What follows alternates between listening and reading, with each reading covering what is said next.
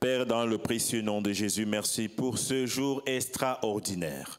Merci pour ton Fils Jésus. Tu ne nous as pas laissés seuls. Tu ne nous as pas abandonnés. Seigneur, tu as regardé du haut des cieux. Tu as regardé et tu as vu la misère de l'homme. Et tu as dit au Père que la lumière soit. Alléluia. Que la lumière soit. Merci pour ton Fils Jésus. Merci pour ton amour. Au nom glorieux de Jésus. Amen. Est-ce que je peux avoir les moniteurs en arrière de moi ouverts aussi, s'il vous plaît? Comme c'était tout à l'heure, c'était pas pire. Alléluia. Est-ce que vous avez déjà préparé la table pour Noël? Les dindes, les poulets. C'est quoi? Les côtelettes de porc, les côtelettes de bœuf.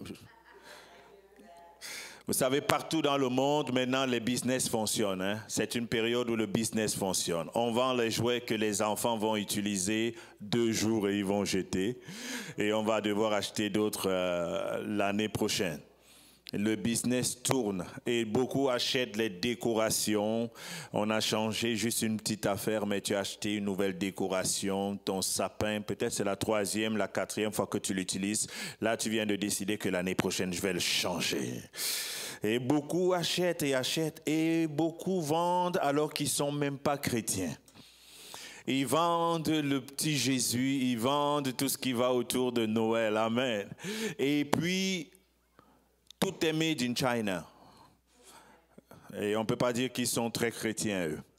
Ça veut dire qu'il y a un grand business autour de Jésus. Jésus n'a pas seulement fait du bien à ceux qui croient en lui. Même à ceux qui ne croient pas en lui, qui profitent de son nom, il a fait du bien, il bénit leur business. Amen. Je viens de les trahir ce matin. Il y a des gens qui mangent derrière le nom de Jésus depuis des années, ils n'ont même jamais payé la dîme. Ils vendent les affaires de Jésus, ils vendent, ils attendent chaque Noël, ils organisent des grands concerts philharmoniques où on chante le petit nouveau-né, mais ils n'ont jamais donné une offrande à l'église. Ils n'ont même jamais donné leur vie à Jésus. Mais nous sommes différents ce matin parce que nous ne venons pas à cause de Papa Noël. Qui est ici pour Papa Noël, le Père Noël? Personne n'est ici pour le Père Noël. Parce que quelqu'un a dit que Noël c'est la saison, mais Jésus est la raison de la saison. Amen. Acclamons le Seigneur Jésus. Merci Seigneur. Gloire à l'Éternel. Donc aujourd'hui, j'aimerais partager une parole d'espoir pour chacun d'entre nous. Peut-être vous ne savez pas, Jésus n'est rien d'autre que l'espoir du monde. Alléluia. Tout à l'heure, le micro, il fonctionnait bien. Il m'a vu, il commence à faire les siennes. Alléluia. Lorsque vous entendez les gens dire que le monde va mal, ça ne veut pas dire que Dieu a perdu le contrôle du monde. C'est correct que tu dises que le monde va mal. Est-ce que le monde va bien? Alors, parce qu'il y a des gens, quand on dit que le monde va mal, il a l'impression qu'on dit que Dieu est impuissant, que Dieu ne peut rien faire ou qu'il a perdu le contrôle. Non. Les faits sur le terrain, c'est que le monde va mal. Les gens vivent dans l'obscurité. Les gens vivent dans l'égarement. Les gens n'ont plus d'espoir. Et ils cherchent l'espoir dans l'alcool, dans le sexe, dans les jeux, et chacun avec sa chose. Mais toujours le vide demeure le même. Pourquoi? Parce que les jours sont sombres et noirs. Il n'y a presque plus d'espoir selon les nations. Pour ceux qui ne connaissent pas le Seigneur, il n'y a pas d'espoir. Et beaucoup de personnes le savent. Ils ne mettent peut-être pas des mots là-dessus, mais ils savent que il n'y a vraiment pas l'espoir. Si on voit ce que nous voyons aujourd'hui, qu'en sera-t-il dans 5 ans? Qu'en sera-t-il dans 10 ans? Le monde a commencé à s'assombrir, malheureusement, pas depuis l'an 2000, pas depuis l'an 1900. C'est une affaire qui a commencé depuis le Jardin d'Éden.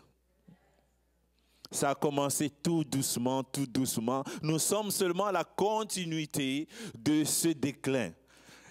Et malheureusement, nous sommes rendus à la période de grande vitesse parce qu'à l'époque, il y avait un déclin, mais il n'y avait pas de métro, il n'y avait pas de train de grande vitesse, il n'y avait pas d'Internet où les choses vont vite. Où je veux que tu voies ma face, je te l'envoie au bout des doigts, tu reçois ma face au bout de tes doigts. Donc c'est pourquoi aujourd'hui, quand il y a le mal ou le déclin, ça va aussi très vite. Vous avez constaté qu'entre le mal qu'on a constaté en 2023 et celui qu'on constate en 2024, on voit un écart qui est considérable. C'est parce que le monde tire vers sa fin. Alléluia. Quelqu'un pourrait dire, mais c'est quoi ce message qui nous apporte en un jour heureux comme celui du Messie? Mais tu ne peux pas profiter, tu ne peux pas apprécier la venue de Jésus si tu ne comprends pas dans quel état était le monde et pourquoi il est venu et pourquoi il est si important. Alléluia. Ouvrons nos Bibles dans le passage qui est probablement le plus lu aujourd'hui ou bien les 2 dernières semaines qui sont passées. Gloire à Dieu. Ésaïe chapitre 9, verset 5. Chez certains, c'est le verset 6. Ésaïe chapitre 9, verset 5. Car un enfant nous est né, un fils. Lisons ensemble, s'il vous plaît. Car un enfant nous est né, un fils nous est donné, et la domination reposera sur son épaule. On l'appellera admirable, conseiller, Dieu puissant, Père éternel, Prince de paix. Qui nous est né? Un enfant nous est né. Un fils nous a été donné et la domination reposera sur son épaule, pas sur l'épaule de plusieurs personnes. La domination du monde reposera sur les épaules de cet enfant qui nous est né. Comment s'appelle cet enfant qui nous est né? Jésus. La domination du monde ne repose pas sur le diable. Bien que le diable domine sur les gens qui se laissent assujettir par le diable, n'oublie jamais que la domination du monde repose et reposera sur les épaules de cet enfant qui nous est né. Alléluia. On l'appellera admirable, conseiller. Dieu puissant. Vous allez constater que le Dieu puissant ici est écrit en grand D. Donc pour ceux qui ont souvent la discussion, est-ce que Jésus est Dieu? Partout où vous allez entendre ou bien vous allez lire qu'on parle des autres dieux, vous allez voir un petit D. Mais cette parole est une parole de prophétie qui a été donnée longtemps avant même que l'enfant, avant même que Marie ne soit née. Avant même que Hérode ne soit né. La Bible dit qu'on l'appellera Dieu puissant. On l'appellera comment? Père. Oh là, cet enfant. Alléluia. Ce n'est pas un enfant ordinaire, ce n'est pas un mythe, ce n'est pas ce que les gens pensent appeler religion. Jésus est bel et bien Dieu sur terre.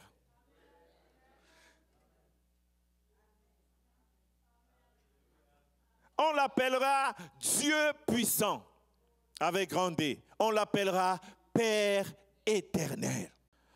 Il s'appellera Père. Oui, même si ta tête chauffe, que tu n'arrives pas à comprendre comment il est Père et il est Fils, tu n'as pas besoin de comprendre. Est-ce que tu comprends comment tes cheveux ont été implantés sur ta tête? Est-ce que depuis tu as pu comprendre pourquoi ton nez est juste comme ça? Est-ce que c'est toi qui as... On n'est pas obligé de tout comprendre dans la vie. Justement, quand on essaye d'expliquer des choses, on commence à donner des explications qui ne tiennent pas la route parce qu'il faut avouer qu'il y a des choses qu'on ne comprend pas. Est-ce que vous comprenez ce qui sépare le ciel et la terre? Pourquoi ils ne se collent pas? Qui comprend? Donc n'essayez pas de comprendre pourquoi un enfant nous est né, un petit enfant qu'on va appeler fils. Et la domination reposera sur son épaule. On l'appellera admirable, conseiller, Dieu puissant et Père. Il sera enfant et après il sera Père éternel. Acclamons le Seigneur Jésus. L'une des choses qui m'a saisi quand je suis entré dans une église, c'est que j'avais constaté qu'on ne parlait pas trop de Dieu, on parlait plus de Jésus. Et j'ai posé la question de savoir pourquoi dans ces nouvelles églises, on ne parle que de Jésus, on ne parle pas de Dieu. Et on m'a dit, par l'Esprit de Dieu, que parce que nous sommes tellement sales que nous ne pouvons pas parler de Dieu sans Jésus. Jésus est Dieu qui a décidé de prendre la forme humaine pour venir comprendre ce que nous vivons, pour venir au milieu de nous, ressentir ce que nous ressentons, nous montrer le chemin. C'est pourquoi, à cause du péché, nous ne méritons pas d'être à côté de Dieu. Tu ne peux pas t'approcher de Dieu à cause de ta nature pécheresse. Il fallait donc que ce péché soit lavé. Donc Jésus nous donne l'occasion de nous présenter devant Dieu. Alors si tu enlèves Jésus dans l'équation, il n'est pas possible que tu sois en communion ou en communication avec Dieu. Alléluia. Donc c'est pourquoi nous préférons crier Jésus, Jésus. D'ailleurs, on nous connaît déjà comme les adeptes de Jésus. C'est pas grave. Alléluia. N'aie pas honte de Jésus, parce que si quelqu'un comme Paul qui avait étudié toute la Torah a fini par comprendre que toute l'infinie sagesse de Dieu se résumait dans Jésus. Dans ce petit enfant que vous entendez qu'il est né aujourd'hui. Les paroles de cette chanson qui dit « Cet enfant que tu vas accoucher aujourd'hui, c'est lui qui te sauvera demain ». C'est les mystères de Dieu. Marie ne savait pas que l'enfant dont elle allait donner naissance devait être son sauveur de demain. Mais Marie n'a pas mélangé les pédales. Elle a très bien compris qu'elle a peut-être enfanté, mais cet enfant n'est pas un enfant ordinaire. C'est l'espoir des nations. Pourquoi c'est l'espoir des nations? Parce que depuis le livre de la Genèse, la Bible dit que l'homme a eu à pécher. Et le péché sépare l'homme d'avec son Créateur. Les ténèbres sont venues dans le monde. Dès qu'il y a eu le péché qui est entré, les ténèbres sont entrées. On a vu des frères qui ont commis le premier meurtre. 2 frères. Ils n'étaient même pas nombreux sur la terre, mais il fallait déjà qu'un disparaisse. Il n'était pas nombreux à plus forte aujourd'hui quand on essaie d'en tuer d'autres avec des médicaments qu'on donne aux gens. Parfois, on ne sait même pas ce qu'il y a dedans, juste pour qu'on moure vite. Mais il n'était que 2 frères et il fallait qu'un disparaisse. Juste parce que le père et la mère avaient décidé de manger quelque chose qu'on leur avait dit, ça ne faites pas. Et ils ont désobéi. Les ténèbres sont venues sur la terre et ces ténèbres sont encore là jusqu'aujourd'hui. Mais ils ne sont pas sur toi parce que toi, tu as le parapluie de l'évangile. Alléluia. Donc le monde a plongé dans un chaos total. L'obscurité est venue sur la terre. À partir de là, on commence à parler de meurtre, on commence à parler de la trahison, on commence à parler de la mort physique. Et le monde a commencé à chercher des solutions par nous-mêmes. Aujourd'hui, on essaye avec des sérums, on essaye avec tout type de choses pour avoir ce qu'on n'aura jamais. On est même déjà en train de planifier comment, quand tout va s'abîmer, va être détruit sur la Terre, on ira sur Mars pour habiter. D'autres ont déjà acheté des bunkers. Donc pour ceux qui sont riches, ils se disent que si après ça ne fonctionne plus ici, nous on a nos bunkers où on pourra résister même 25 ans. Mais 25 ans, ça va venir très vite, ça passe très vite 25 ans.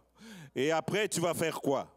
Donc, il y a la souffrance dans le monde, la souffrance de l'être humain. L'être humain ne se retrouve pas. Quand j'écoute les nouvelles, quand je regarde comment on se comporte, quand je vois ce que les politiciens proposent et disent aux gens, tu vois qu'eux-mêmes, ils ont compris que les gens ne savent même pas ce qu'ils veulent.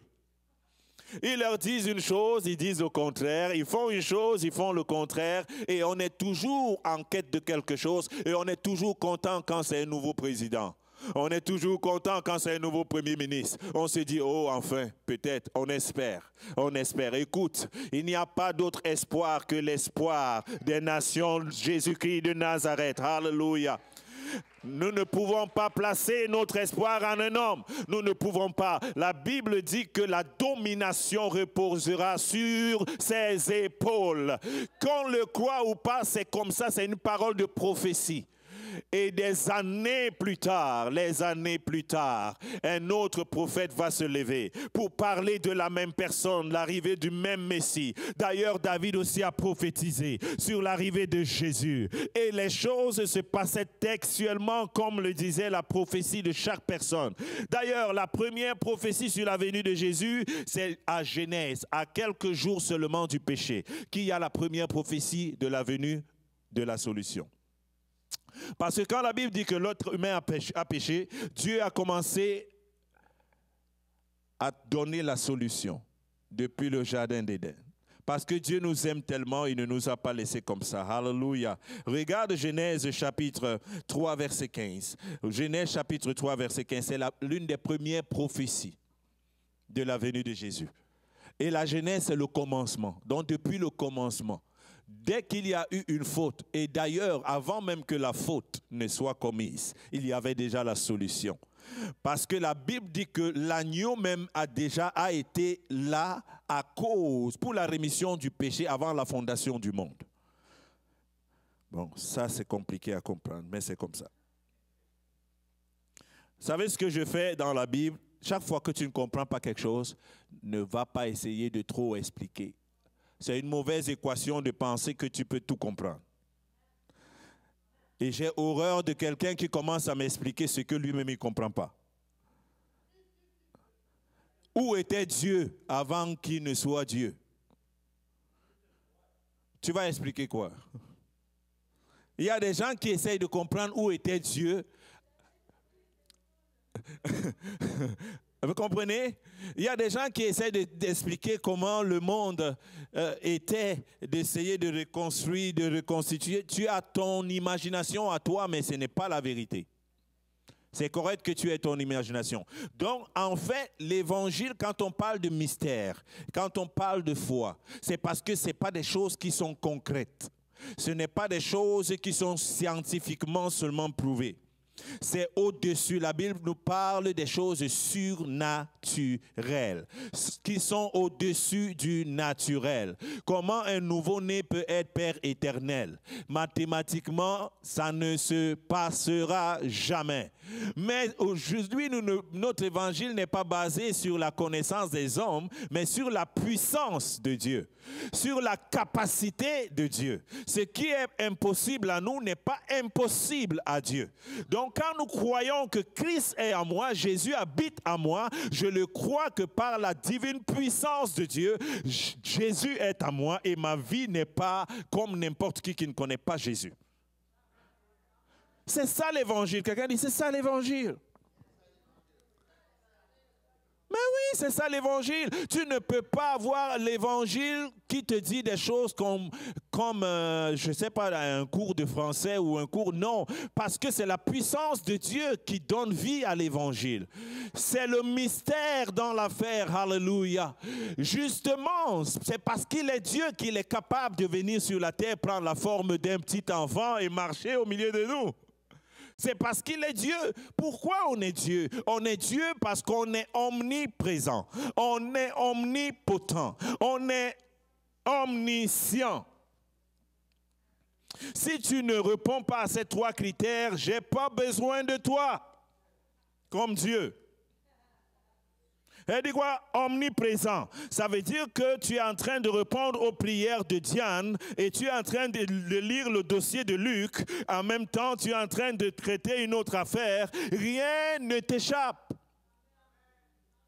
Omniprésent, tu es partout où on t'appelle, tu te présentes. Et la Bible dit que là où nous sommes présentement, là, il est là. Ceux qui sont réunis ailleurs, il est là. C'est pourquoi il est le grand Dieu avec grand D. Omnipotence, ça veut dire que là où toute notre intelligence réunie dit que ça, on ne peut plus rien faire. Lui, il vient, il change la chose. Il peut tout. C'est pourquoi Jésus a dit, d'ailleurs, même si tu meurs, je vais te ressusciter.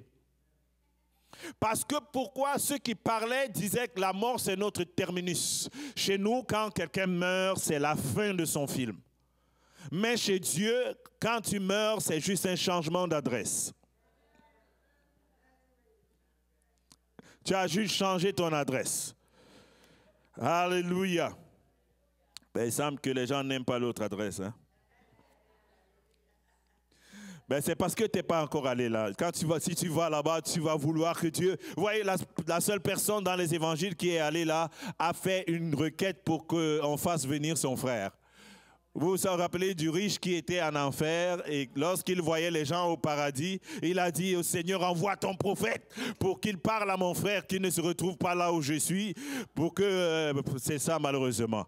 J'aime mieux faire attention, j'aime mieux ne pas prendre de chance. Alléluia. C'est pourquoi je fais de Jésus la personne la plus importante de ma vie. Genèse chapitre 3, verset 15. Il dit, je mettrai inimitié entre toi et la femme, entre ta postérité et sa postérité. Celle-ci t'écrasera la tête et tu lui briseras le talon. C'est la première prophétie. Ici, après que la femme a eu à pécher, ou bien la femme et l'homme, ils ont eu à pécher, Dieu a commencé à maudire le serpent. Vous tous, vous savez ici que dans le monde spirituel, le serpent typifie le diable. Et ici, la prophétie est sortie, la postérité de la femme va écraser la tête du serpent. C'est pourquoi la postérité, c'est le fruit des entrailles de Marie. Lorsqu'il est venu, le serpent n'a plus de tête aujourd'hui et je pense qu'il a juste un corps qui se débat sur la terre. Donc vous devez comprendre que le plan a été enclenché depuis. Ce que nous entendons, nous vivons une époque de post-prophétie. De certaines prophéties, comme la venue de Jésus, c'est déjà fait. Nous attendons sa seconde venue. Mais pour cette venue, telle que nous sommes en train d'attendre la seconde venue, il y a des gens qui attendaient la première venue du Messie. Est-ce que quelqu'un comprend ce que je veux dire? Nous, aujourd'hui, on dit, il est né le divin enfant dans le passé. Mais il y a eu des gens qui ont attendu, ceux qui croyaient et après ils ne croyaient plus. Il y a ceux aussi qui ont eu le bonheur de vivre l'événement. Mais nous, aujourd'hui, on le vit spirituellement et on est autant bénis qu'eux. C'est comme ça que nous continuons aussi à garder espoir que celui que nous avons vu monter, il va aussi descendre. Jésus revient bientôt. Toute l'église disait Maranatha, Jésus revient bientôt. Quelqu'un dit Jésus revient bientôt. Oh, elle me manquait cette phrase. J'avais l'impression qu'on l'avait déjà mis dans un placard. Jésus revient bientôt. Alléluia. C'est la première phrase que j'ai entendue l'apôtre Daniel Poulain quand je suis tombé sur sa première vidéo. Jésus revient bientôt. Ouais, Jésus revient bientôt. Hey! Il revient bientôt. Ceux qui ont cru qu'il y avait une femme qui va accoucher sans connaître d'homme et qu'un sauveur viendrait, ont été bénis. Et aujourd'hui, le monde entier est ébranlé par cette vérité.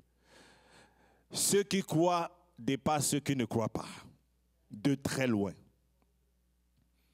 Et c'est la seule chose que tous les grands ont essayé de combattre, mais n'ont jamais pu vaincre. On a essayé de tout faire, d'étouffer le nom de Jésus, la venue de Jésus. D'ailleurs, M. Hérode a envoyé ses soldats pour terminer la prophétie, pour empêcher que Jésus ne vienne. C'est pourquoi la Bible dit que lorsque Joseph commençait déjà à penser comment renvoyer Marie, parce qu'il a beau avoir la foi, sa foi n'allait pas aussi loin, pour croire que Marie a été enceintée par le Saint-Esprit. Mais l'ange lui a dit, ne la chasse pas. Elle a reçu une visitation de Dieu. C'est comme ça que, je vais faire une parenthèse, lorsque Dieu a un projet qu'il a investi en toi, il va aussi mettre à côté de toi une personne pour te protéger, pour t'aider, pour être une main forte, pour que le diable ne vienne pas terminer le projet que Dieu a commencé dans ta vie.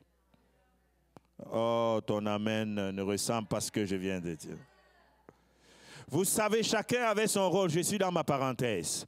Quand Dieu veut faire quelque chose, c'est pourquoi on doit faire attention avec les gens qui sont autour de nous. Il faut faire attention. Quand je dis attention, ça ne veut pas dire que tu dois te méfier des gens. Faire attention, il faut être délicat. Il ne faut pas que tu chasses les bonnes personnes qui sont autour de toi, ne sachant pas que c'est les bonnes personnes. Parce que les filles d'aujourd'hui, j'imagine que comme Joseph a dit à Marie, ton affaire est très compliquée. Laisse-moi réfléchir là-dessus. Si c'était une fille d'aujourd'hui, elle lui aurait dit, eh oui, va-t'en réfléchir, ne reviens plus jamais. Mais je ne pense pas que Marie lui a dit ça.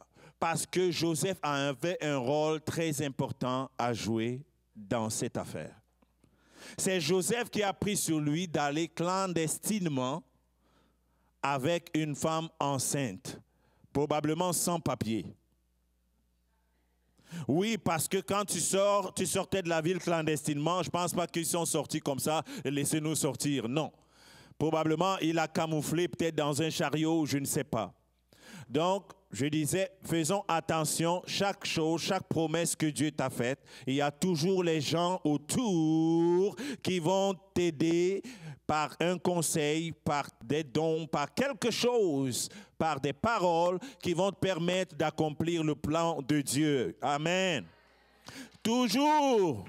C'est pourquoi quand tu vois aujourd'hui au monde l'enfant Jésus, il y a toujours Marie qui l'a porté.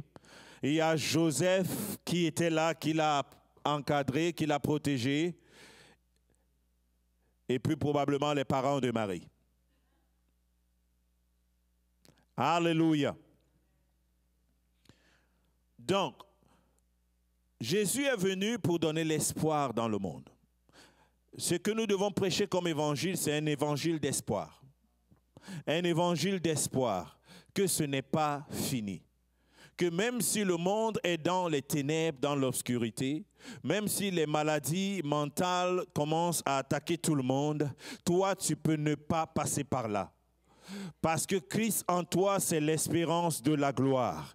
Et ça a commencé depuis le jour où le diable n'a pas pu interrompre la grossesse de l'espoir.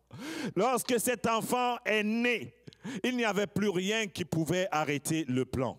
Le diable savait, il tremblait, il savait que lorsque le Messie, loin de l'Éternel, vous savez, c'est Jésus qui s'appelle loin de l'Éternel. Quand tu lis la Bible, là où on emploie le mot loin de l'Éternel, c'est Jésus qui est loin de l'Éternel. Nous avons été loin à cause de l'onction qui coule depuis la tête de Jésus.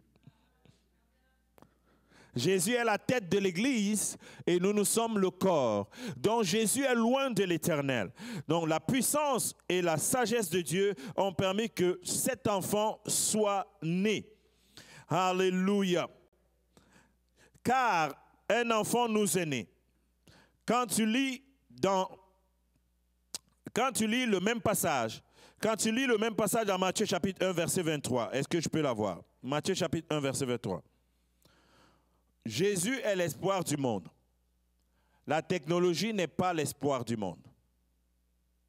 Parce que c'est ce qu'on nous dit aujourd'hui. On a l'impression que la technologie va nous donner de nouvelles jambes, va nous donner de nouveaux bras, va te donner de nouveaux oreilles. Si tu n'entends pas, on va te mettre quelque chose, tu vas commencer à entendre. Mais tous ceux qui entendent, n'ont-ils pas de problème?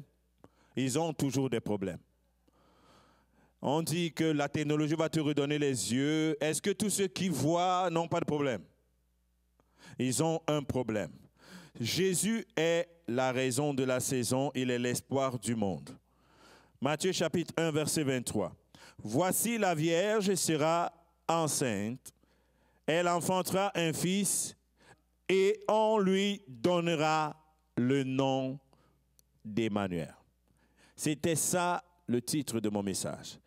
On lui donnera le nom d'Emmanuel. Quand tu continues, la Bible dit ce qui signifie Dieu. Dis-le avec conviction. Dieu avec nous. Jésus est Dieu avec nous. Jésus est Dieu avec toi. Oh. La façon dont vous répondez, c'est comme si vous n'avez pas compris l'affaire. Jésus est Dieu avec nous. Jésus est Dieu avec toi. Jésus est Dieu du ciel avec toi. Les gens auparavant bénéficiaient de temps en temps Dieu, l'Esprit de Dieu qui était sur eux. De temps en temps. Et parfois, c'était certaines personnes qui étaient visitées par Dieu.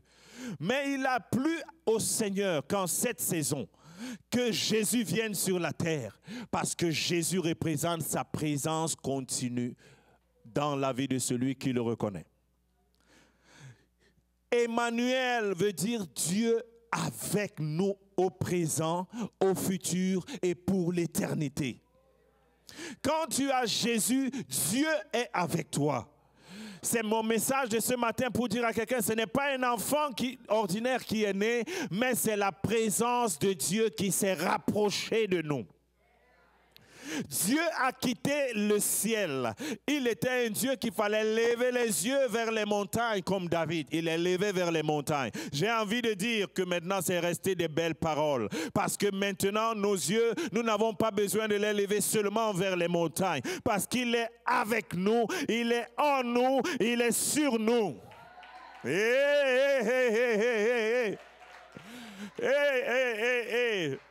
Emmanuel n'était pas encore là. Quand David devait prier, il levait les yeux vers les montagnes. D'ailleurs, les Juifs avaient une position spéciale pour prier. Mais nous ne sommes pas en ce temps-là. Nous avons eu la totale, la crème de la crème. Et Dieu n'est plus au ciel, il a quitté le ciel. La Bible dit qu'il est descendu, il a pris la forme d'humaine pour venir vivre avec nous. Dieu est avec toi. Dis à ton voisin, Dieu est avec toi. Dieu est avec toi, mon pasteur. Tu n'es pas seul. Dieu est avec toi. C'est pourquoi tu peux connaître des ruptures. Tu peux connaître des ruptures, des trahisons. Mais Dieu est avec toi. On l'appellera, on lui donnera le nom d'Emmanuel, ce qui signifie Dieu avec nous. Et si Dieu est avec moi, qui sera contre moi?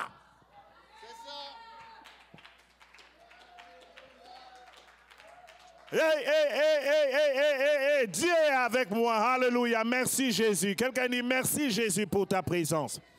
Le jour où cet enfant est né et le jour où il est né dans ton cœur, Dieu est venu avec toi. Il est avec toi. Quand tu marches dans la vallée de l'ombre de la mort, il est avec toi. Tu n'as plus jamais été tout seul. Tu es avec quelqu'un. Tu n'es pas seulement avec des anges messagers, mais Dieu lui-même est avec toi. Je vais le dire et le redire. Dis à toi-même, Dieu est avec moi. Tu vas te le dire jusqu'à ce que tu le crois. Il faut que tu crois que Dieu est avec toi. Dans la souffrance, il est avec toi. Dans le bonheur, il est avec toi. Dans la bataille, il est avec toi. Emmanuel est là. Emmanuel est là. Il ne t'a pas abandonné et la raison pour laquelle il est là, il ne nous abandonne pas. C'est parce que justement, il y a quelqu'un qui a accepté d'être abandonné pour que nous ne soyons plus jamais abandonnés. Celui qui a crié Eli, Eli, lama sabachthani. Il a dit que lui, il a été abandonné pour que tu ne sois jamais abandonné. Ne pense pas que tu es abandonné. Quand tu pleures, le ciel pleure. Quand tu souffres, le ciel en souffre. Il faut que ta foi s'élève et que tu comprennes que tu n'es pas seul. Il y a un vieux cantique qui disait « Non, jamais tout seul. Non, jamais tout seul. » Tu n'es pas seul. Peut-être la chaise à côté de toi est vide, mais tu n'es pas tout seul. Jésus est assis. Alléluia. S'il n'y a pas une deuxième personne, trouve-toi une grosse photo. Écris Jésus. Et mets ça en face de toi quand tu prends ton souper. Si ça peut t'aider dans ta foi, alléluia. Dieu est avec moi. Personne ne va croire à ta place. C'est ça, c'est la partie difficile de l'évangile, c'est que personne ne peut croire à ta place. Donc ça sera vrai pour moi, je suis tout excité, mais toi tu dis, oh j'aimerais bien le croire. Il est avec toi mon ami. Son nom c'est Emmanuel. Nous ne servons plus un Jésus que nous ne connaissons pas. Nous servons Emmanuel, Dieu avec nous. Alléluia. Chaque fois que tu dis au nom de Jésus, tu engages Dieu. Tu engages Dieu. Parce que la Bible dit que Dieu a tout concentré sur la personne de Jésus, le Christ qui vit en toi aujourd'hui. Donc nous fêtons Noël, pas comme ceux-là qui ne connaissent pas Noël. Ce que nous reconnaissons à Noël, c'est la naissance de l'espoir au milieu du désespoir. C'est la naissance de la lumière au milieu des ténèbres. C'est la naissance de la possibilité au milieu de l'impossibilité. C'est la naissance du triomphe au milieu des abattements. C'est la naissance de la victoire au milieu de la défaite. C'est la naissance de l'espoir au milieu du désespoir. Écoute-moi très bien. Jésus est la naissance de l'espoir au milieu de ton désespoir. Je ne suis plus esclave de la mort. Je ne suis plus esclave de la mort. Je suis un enfant nous est né, un fils nous a été donné. Et la domination reposera sur ses épaules. On l'appellera prince de paix. L'un des noms formidables de cet enfant, c'est le prince de la paix. Et personne n'a le droit de voler ta paix. Parce que Emmanuel étant avec toi, personne ne peut toucher à ta paix. Quelqu'un dit, je reçois la paix du Saint-Esprit au nom de Jésus. Celui qui m'a sauvé s'appelle le prince de paix. Sois en paix au nom de Jésus-Christ. Si ton âme est troublée, dis, mon âme, sois en paix au nom de Jésus-Christ. Si ton âme veut se troubler un peu, donne-lui la paix du Seigneur. Donne-lui la paix parce que celui qui t'a sauvé, celui qui se tient à côté de toi, c'est le prince de la paix. Il ne peut pas être le prince de la paix et que toi, tu es son co-héritier et que toi, tu ne connaisses pas de paix. C'est pourquoi il a pris le temps de dire, je vous donne ma paix, mais je ne vous la donne pas comme le monde vous la donne. Je vous donne une vraie paix. Recevez ma paix ce matin au nom de Jésus. Alléluia.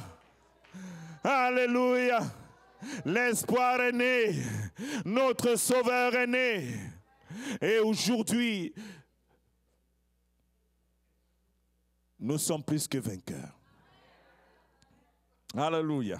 Je suis tellement excité. Parfois, on l'oublie très vite. Et on commence à penser beaucoup plus à ce que nous ressentons, à ce que nous vivons. Et on oublie le but pour lequel il est venu. Et le but pour lequel il nous a choisis. Et le but pour lequel il a donné sa vie. Alléluia. On l'appellera Emmanuel. Si tu veux, il y a des gens qui ont connu Dieu, ils ont connu Jésus comme l'alpha. Vous savez, Apocalypse l'appelle l'alpha. Voici l'alpha et l'oméga. Hein? Le début et la fin. Dans ta vie, tu as besoin d'un Dieu qui est alpha, qui est le commencement de toutes choses. Et tu as aussi besoin de l'oméga, mais on n'est pas encore mort. On n'est pas encore à la fin. Mais avant d'arriver à l'oméga, tu as besoin de connaître qui est Emmanuel avec toi. C'est pourquoi on l'appellera Emmanuel, Dieu avec toi. Ce serait très beau si dès que tu donnais ta vie au Seigneur, ploup, tu mourrais et tu partais au paradis tout de suite. Tu aurais moins de problèmes. Mais sauf qu'on donne souvent nos vies au Seigneur et entre-temps, on doit vivre sur la terre. On doit rester là pour aussi embarquer et sauver d'autres personnes. Mais c'est pourquoi lorsque le Maître nous donnait cette mission, il a été clair en disant, voici, je ne vous laisse pas tout seul. Je serai avec vous tous les jours de vos années. Il ne t'a pas laissé tout seul. Il sera avec toi combien de jours? Combien de jours? Est-ce qu'il est là présentement? Je veux le croire. Seigneur, fais-moi grâce. Donne-moi de le croire, de l'accepter, de le vivre chaque jour, de ne jamais l'oublier. Il a dit, je ne vous laisse pas tout seul. Je serai avec vous tous les jours de votre vie. Donc, à tous les jours, sur tous les jours qui sont bizarres, sache que ça fait partie de tous les jours où il est avec toi. Hey, c'est pourquoi celui qui monte un piège contre toi, parce qu'il a oublié que tu n'es pas seul, il va tomber dans son propre piège au nom de Jésus. Celui qui pense te faire du tort parce que tu n'es pas seul, il y a quelqu'un qui est avec toi tous les jours, il va avoir lui-même du tort dans sa vie. Ce qui pensait qu'il va te tuer, va le tuer lui-même. C'est ça l'héritage des enfants de Dieu. Parce que Dieu nous interdit de nous venger nous-mêmes. Il dit non, vous n'avez pas le temps à perdre dans la vengeance. Je m'en occupe. Alléluia. Quelqu'un dit papa s'en occupe. Papa s'en occupe. Mes ennemis, papa s'en occupe. Si quelqu'un t'écœure et te fait de la misère, tu n'es pas obligé de devenir une mauvaise personne parce qu'une personne est une mauvaise personne vis-à-vis de toi. Papa s'en occupe. Il y a un Emmanuel qui marche à côté de toi et Dieu est avec toi. Et ceux qui combattent le Seigneur ont déjà perdu d'avance. Ceux qui combattent, ceux qui sont en Christ ont déjà perdu d'avance parce que tu es solidement protégé. La seule personne qui peut ignorer ça, c'est toi. Tu es couvert par le sang de Jésus-Christ. Wouh! Wouh! Alléluia! Quelqu'un dit, je suis couvert par le sang de Jésus. Merci Seigneur pour la lumière que tu as envoyée dans ma vie. Pour finir au milieu de toutes ces ténèbres, vous comprenez pourquoi Jésus s'appelle la lumière du monde. Et la lumière, lui, dans les ténèbres. Mais lorsque les ténèbres ne l'ont pas compris, la lumière est tournée vers d'autres ténèbres que nous sommes ici. Mais nous avons compris que nous avions besoin de cette lumière. Et à tous ceux qui l'ont reçue, elle a donné le pouvoir. Elle a donné le pouvoir de devenir enfant de Dieu. Elle a donné le pouvoir de devenir enfant de Dieu. Elle a donné le pouvoir de devenir une bonne personne. Elle a donné le pouvoir de devenir un bon mari. Elle a donné le pouvoir de devenir une bonne femme. Elle a donné le pouvoir de devenir un homme, une femme guérie. Levons-nous dans la présence de Dieu. My. Alléluia. Il t'a donné le pouvoir de devenir. Il nous a donné, à cause de l'espoir Jésus qui est venu dans le monde, on a reçu le pouvoir de devenir tout ce qu'il nous a promis et tout ce qu'il a décidé de faire au travers de nous. Alléluia. Quelqu'un dit merci Seigneur pour ton fils Jésus. Alléluia. Alléluia, alléluia. Maro Salaman de Célébrodea, Elebraba. Élève la voix, remercie le Seigneur. Nous voulons le faire différemment ce matin. Nous voulons dire merci Seigneur pour Jésus. Merci pour Emmanuel. Merci Seigneur, tu es avec nous. Tu es avec nous, oh hallelujah. My baby. Merci Seigneur, tu ne nous as pas laissés tout seuls. Tu ne nous as pas laissés tout seuls. Alléluia. My, hallelujah.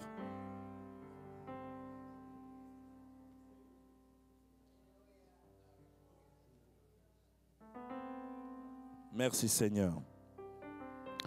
Le nom de Jésus, plus haut que tous les noms. Roi des rois, aucun nom n'est comme le sien. Le nom de Jésus, le nom de Jésus, plus haut que tous les noms. Alpha, Oméga. On va aller un peu plus dynamique. Le nom de Jésus, le nom de Jésus, plus haut que tous les noms.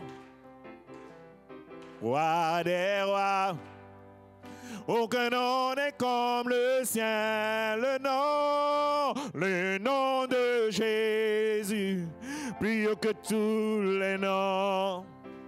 Alpha, Oméga, aucun nom n'est